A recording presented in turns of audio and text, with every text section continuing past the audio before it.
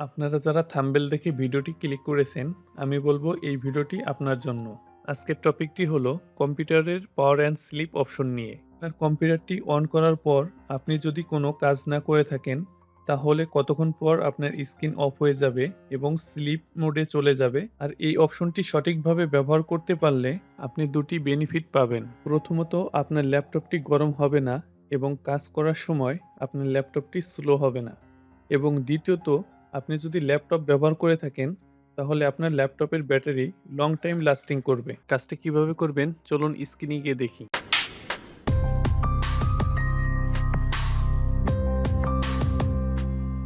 প্রথমে আপনার উইন্ডোজ বাটনে প্রেস করবেন এবং এখান থেকে সেটিংয়ে ক্লিক করবেন। এখন এখান থেকে সিস্টেমে ক্লিক করবেন। সিস্টেমে ক্লিক করার পর এখানে পাওয়ার অ্যান্ড ব্যাটারি লেখা দেখতে পাবেন। তবে যদি আপনি ডেস্কটপ ব্যবহার করে থাকেন, তাহলে এখানে পাওয়ার অ্যান্ড স্লিপ এই অপশনটি দেখতে পাবেন। এখন পাওয়ার অ্যান্ড ব্যাটারি এখানে ক্লিক করবেন। এখন স্ক্রিন অ্যান্ড স্লিপ এখানে ক্লিক করবেন। On battery power turn of my screen after. যখন আপনার ল্যাপটপটি ব্যাটারি ব্যাকআপে চলবে, তখন যদি আপনি 5 মিনিটের মধ্যে আপনার ল্যাপটপের মাউস অথবা কিবোর্ড কোনো বাটনে প্রেস না করে থাকেন, তাহলে 5 মিনিট পর আপনার স্ক্রিনটি অটোমেটিকভাবে অফ হয়ে যাবে। When plug it in turn of my screen after.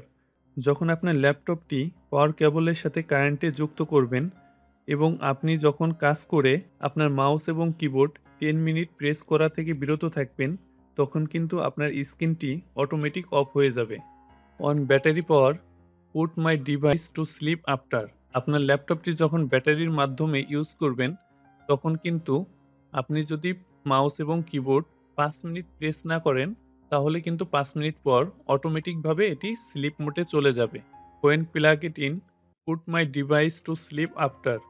আপনি যখন পাওয়ার কেবলের মাধ্যমে আপনার ল্যাপটপটি ইউজ করবেন এবং কাজ শেষে যদি 10 মিনিট আপনি মাউস এবং কিবোর্ড কোনো প্রেস না করে থাকেন, তাহলে কিন্তু অটোমেটিকভাবে আপনার ল্যাপটপটি স্লিপ মোডে চলে যাবে।